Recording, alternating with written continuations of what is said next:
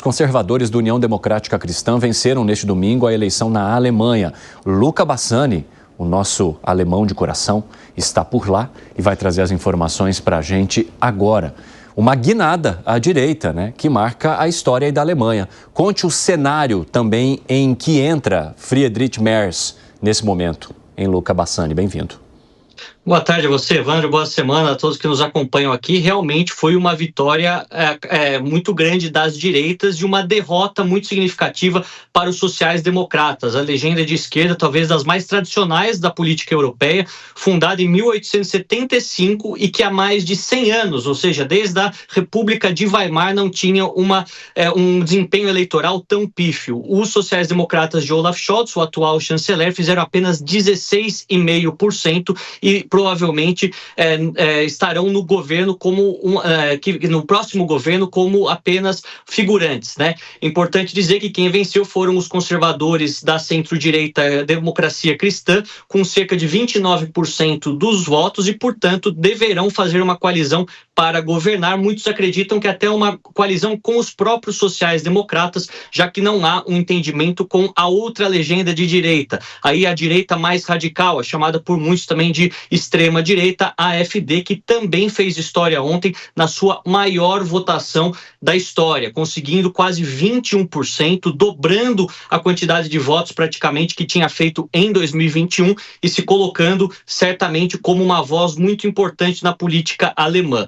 Fato interessante é mencionar que toda a antiga Alemanha oriental, ou seja, a antiga Alemanha socialista, voltou em peso para a AfD, ou seja, eles conseguiram em alguns distritos mais de 40%, o que mostra a força política desta vertente no leste da Alemanha, ao mesmo tempo que muitos alemães frustrados com o atual governo dos sociais-democratas com os verdes acabaram dando mais uma chance para os conservadores, desta vez de Friedrich Merz, governarem o país. Muitos acreditam que políticas de austeridade fiscal, controle de gastos e também controle migratório sejam colocados em prática. Os próximos passos envolvem a negociação entre as diversas legendas para um governo que deverá ser formado até a Páscoa. Portanto, teremos aí pelo menos mais um mês e meio de conversas, mas tudo indica que Friedrich Merz será o novo chanceler da Alemanha.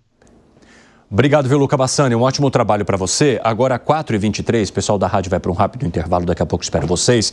Nas outras plataformas seguimos e eu quero trazer a repercussão também aqui no Brasil, porque o presidente Lula cumprimentou o novo chanceler alemão. Vamos lá, André Anelli, o que o presidente falou? Sim, Evandro, o presidente Lula acabou se manifestando por meio de nota que foi também divulgada nas redes sociais. Ele também acabou relembrando, antes de divulgar a nota aqui, que os dois países, tanto o Brasil quanto a Alemanha, na avaliação dele, possuem uma boa relação e que essa relação deve ser estreitada muito mais nos próximos meses por conta da implementação do acordo de livre comércio entre Mercosul e União Europeia e também a Conferência das Nações Unidas para Mudanças Climáticas, a COP30 da Organização das Nações Unidas. E nesse sentido, aí sim o presidente acabou então se manifestando por meio de nota nas redes sociais e também nota oficial. Abre aspas, sua eleição ocorre em momento de grande sensibilidade geopolítica e geoeconômica global, mas também em momento de grandes esperanças e oportunidades de ganhos conjuntos. Em outro trecho, o presidente afirmou, a Alemanha é um país amigo e parceiro crucial do Brasil na defesa da democracia e do multilateralismo, na promoção do desenvolvimento sustentável e proteção dos direitos humanos. E, por fim,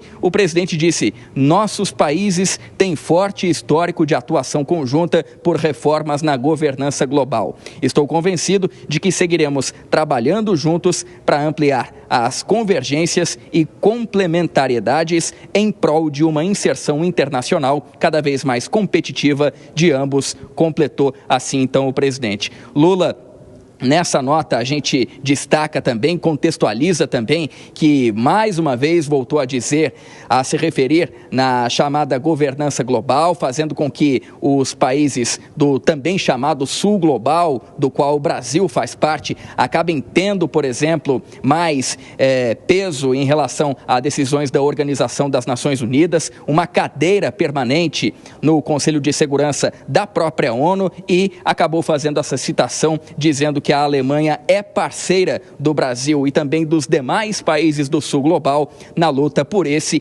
e por outros objetivos. A exemplo, como eu já destaquei aqui logo no começo, a implementação do Acordo de Livre Comércio com o Mercosul e também toda a mobilização mundial para combater as mudanças climáticas.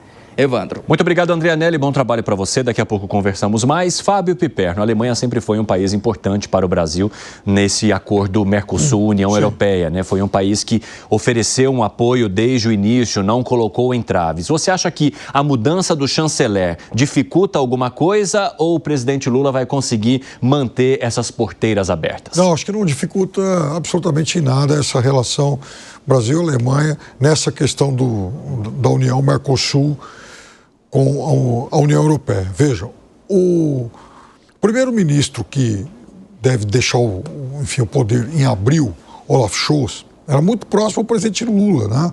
Inclusive, ele recebeu o então pré-candidato Lula lá na Alemanha ainda no final de 2021. Tinha uma relação realmente, né, de muita proximidade. O problema da Europa sempre foi a França. E essa aliança do presidente Lula com o primeiro-ministro Scholz, de certa forma, tentou minar, tentou neutralizar o efeito Macron em muitos desses encontros e muitas dessas tentativas de assinatura, de concretização do acordo. Não me parece que o provável novo primeiro-ministro vai se opor a isso. Eu digo provável, porque ele lidera uma coligação que fez 29% dos votos e vai ter um pouco mais de 1/3 dos assentos. Ele vai ter que obrigatoriamente compor com o Partido Social Democrata. Sim. E muito provavelmente também com os Verdes. Porque na Alemanha há uma espécie de cordão sanitário para isolar a extrema-direita. Isso vale mesmo para centro-direita tradicional. Tem sido assim, sempre foi assim, e não me parece que agora vai ser diferente. 4h28, o pessoal da rádio está de volta e nós estamos discutindo a entrada do novo chanceler alemão, Friedrich Merz, e de que maneira que o Brasil se relaciona com aquele país. Ô Gustavo Segré, eu quero falar um pouquinho também sobre essa guinada à direita que nós discutimos com o Luca Bassani. No teu ponto de vista, por que na Alemanha ela também acontece? Evandro, eu acredito que tem a ver com a questão econômica. E me parece que não é apenas uma guinada direita. Se dá circunstâncias de que nos últimos tempos, meses, os mandatos foram da esquerda. Sim. E aí migraram para a oposição. Mas se tivesse sido da direita, provavelmente também migrariam para a oposição. Porque o problema está na economia. Inflação elevada, queda da atividade econômica. A Alemanha é o terceiro país em importância mundial, é aquele que traciona a União Europeia e ele decaindo, logicamente. O alemão, a população alemã, disse, peraí, isso não é o que eu potencialmente poderia fazer. Isso é um alerta, não para apenas os partidos que hoje estão no governo da esquerda, e sim vinculado à oposição. Nós vimos isso na Argentina, vimos isso nos Estados Unidos, vimos isso em Colômbia, que foi ao contrário, porque quem ganha é a esquerda. De certa forma, vimos isso no Brasil também, com o retorno do presidente Lula, né? Porque no final da gestão de Jair Bolsonaro havia ali um IPCA que estava alto naquele momento, somado também à questão da gestão da saúde, da pandemia que acabou pegando para muita gente. A avaliação fez com que muitas pessoas negassem um retorno de Jair Bolsonaro àquela cadeira. Mas foi a economia que pesou de certa forma também, né, Segré? A economia sempre tem uma fortaleza muito grande em termos eleitorais, porque quando você pode te dar o indicador que você quiser.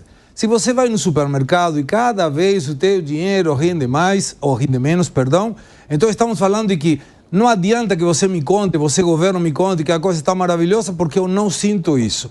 E aí você aplica esse critério de, se a saúde está melhor, não sei, não vejo. E a educação, também não. E aí você coloca a economia e aí atrapalha. E é importante mencionar que muitas dessas pessoas que estão voltando, o caso dos Estados Unidos, Trump, eles padeceram a pandemia, sendo através de um discurso que não agradava ao eleitor, com uma economia que ficou nos frangalhos, inflação muito alta, uma queda grande da atividade econômica. Então, me parece importante para entender que essa alternância de poder tem sempre um critério econômico como base. O resto são questões discursivas, narrativas, o que a gente não percebe, e muitas vezes essa negação por parte de quem está governando de chegar à população que está na dúvida, que não é aquele eleitor raiz dessa ideologia, e sim um que está no meio, não sabe aonde ir, mas ele vota um porque não gosta do outro. Muito bem colocado. Ô Gani, essa onda anti-incumbente que pegou a Alemanha e que de certa forma está incomodando o presidente da República aqui no país, muitas vezes ela acontece mesmo quando há dados positivos nesses países. Por exemplo, você tem um baixo desemprego, você tem um crescimento acima do que era esperado, mas se a pessoa não consegue acessar produtos e serviços que ela conseguia anteriormente, aquilo já faz com que ela olhe de maneira negativa para aquele governo. Isso influenciou na Alemanha e é um caminho que pode acontecer aqui no Brasil também, no teu ponto de vista? Com certeza, Evandro, influenciou. Se a gente pegar a inflação de 2022 na Alemanha, foi de 10%. A gente está falando de uma inflação tupiniquim no país germânico, é muito alto. E não é que essa inflação, ela caiu, né? Houve depois uma deflação. Não, depois a inflação ficou controlada, mas os preços atingiram um novo patamar. Portanto, houve um encarecimento do custo de vida, muito ligado à questão energética relacionada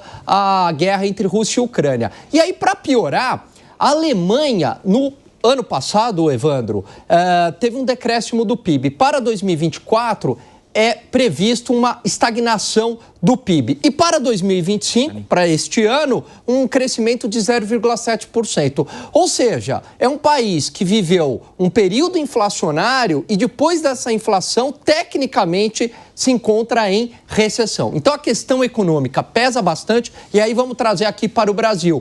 Com certeza, porque apesar de o mercado de trabalho estar aquecido, embora a metodologia seja questionável, mas há um aquecimento no mercado de trabalho e o país cresce a taxas de 3%, a inflação corrói todos esses ganhos da atividade econômica. Fenômeno parecido pode ocorrer no Brasil. Os índices de popularidade do presidente mostram isso. E Zé Maria Trindade, exatamente, né? Neste momento é o presidente Lula que está encarando uma má avaliação e se isso seguir até um ano eleitoral, pode ser que a oposição a esse governo retorne. É impressionante como o mundo tem um movimento pendular, né? De um lado e de outro. Me disse o diretor do Banco Central de que a economia também obedece essa lógica. Então, a economia vive de crise, tem uma crise e depois, de novo, ela melhora. Naturalmente, em decorrência de várias e várias variáveis, né? Inclusive, ele está prevendo esta possibilidade da nossa economia no Brasil cair e depois revigorar. Mas esse pêndulo também vai para posicionamentos. A gente vê que o crescimento da direita, que muita gente insiste em dizer, é a extrema-direita, existe extrema-direita? Existe. Mas o que há é um crescimento da economia liberal, ou seja, da direita. E um enfraquecimento muito grande da esquerda. A gente vê que os partidos de esquerda não conseguiram nem mesmo atender às cláusulas de barreira, para vocês terem uma ideia, né? Então, é uma tendência mundial, sim, e essa tendência mundial, né, segundo alguns políticos aqui, vai chegar no Brasil ou já está chegando.